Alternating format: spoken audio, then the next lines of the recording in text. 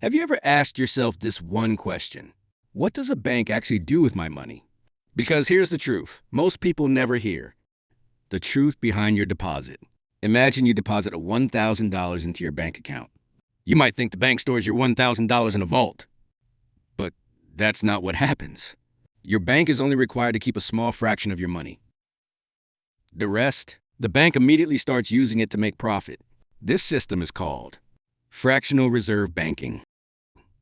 How they multiply your cash. Here's where it gets crazy. You deposit $1,000. The bank keeps maybe $100, and then it can lend out $900 to someone else. But the story doesn't stop there. That person spends the $900, someone else deposits it. The bank lends it again, while you earn almost nothing in interest. Why the bank wins?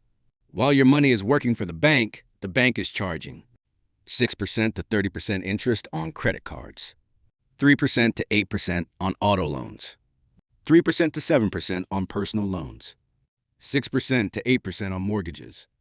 You get a tiny 0.01% to 4% on your savings account. The bank makes the profits. You make almost nothing. The huge profit engine. Now multiply this by millions of customers, millions of people depositing money daily, billions of dollars being loaned every second, interest flowing back into the bank nonstop. This is how banks make billions. They use your money to create more money. Part 5.